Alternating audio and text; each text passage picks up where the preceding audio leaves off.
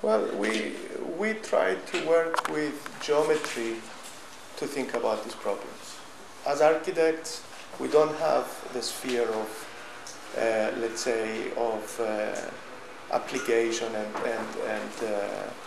and work that a politician has. But I would like to believe that there is ways to coexist. I think there is many multicultural societies in the world. I think what is at stake in the world today is to find a system where we can all exist in peace and prosperity.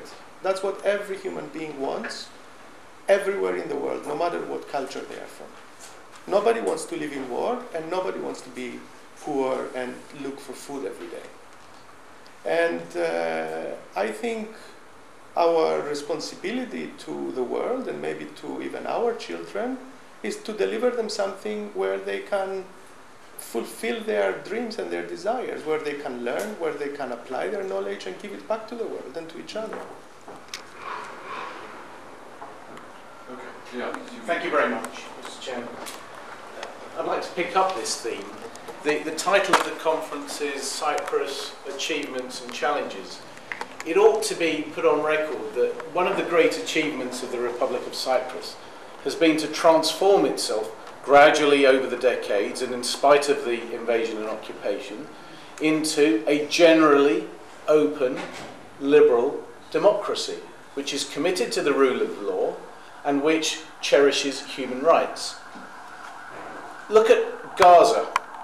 Cyprus could have turned into another Gaza after 1974. It didn't. It's now a member of the European Union, which is an organisation which we can easily criticise, but it's an organisation that emerged from the rubble of the Second World War and was dedicated to those cherished principles: the rule of law, democracy,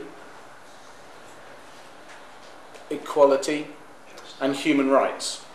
And those are concepts that are built into the EU treaty. Now, if we go back to the 1960 Constitution, as I see it, from the standpoint of 2010, it was institutionally racist. It provided for a Greek Cypriot president and a Turkish Cypriot vice president.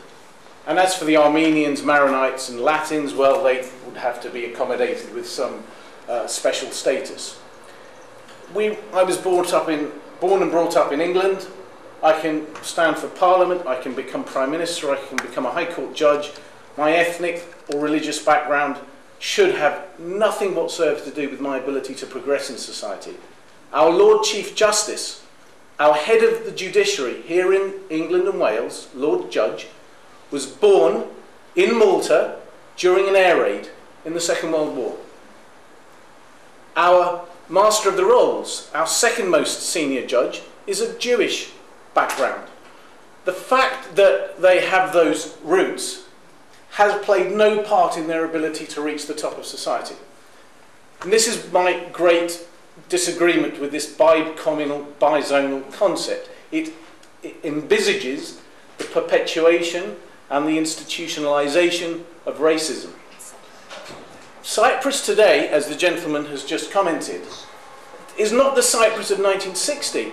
We have citizens of the Republic who are of Russian origin, who are of British origin, who are of Indian origin, who are refugees from Africa and have subsequently acquired the citizenship of the Republic. Why shouldn't somebody of Indian origin have the ability to become president of the Republic? Why should they have to be Greek or Turkish? Why should the Armenians have the opportunity? And I'll just conclude on this point. As I see it, the political leaders in Cyprus, whatever their ethnic or religious background, resemble figures who have found themselves bogged down in quicksand. And they're sinking into the quicksand, and they will continue to sink into the quicksand until eventually they're drowned. This is a suffocating process that we're seeing unfolding in Cyprus. And this conference may be an opportunity for a fresh approach to be adopted. And what should the fresh approach be? It should be rooted in those cherished concepts which are built into the EC Treaty. And I'm going to restate them. They are the rule of law, democracy, human rights, and equality. And this is where the UK comes into the picture. The rule of law is a concept that traces its origins back to classical Athens, and the works of Aristotle in particular. But in the modern era, it's been the United Kingdom that has developed the principle of the rule of law. It's the United Kingdom that, notwithstanding Iraq and Afghanistan and all the other nonsense that George W. Bush brought us into, it's the United Kingdom that has advanced the concept of human rights. And Lord Bingham, who's recently stepped down as senior law lord, has articulated beautifully in a magnificent book the principles embodied within this concept of the rule of law. And if we are to have a settlement in Cyprus, I would take the best writings of Aristotle and the writing of Lord Bingham and ensure that they are built into the settlement. Thank you. We've got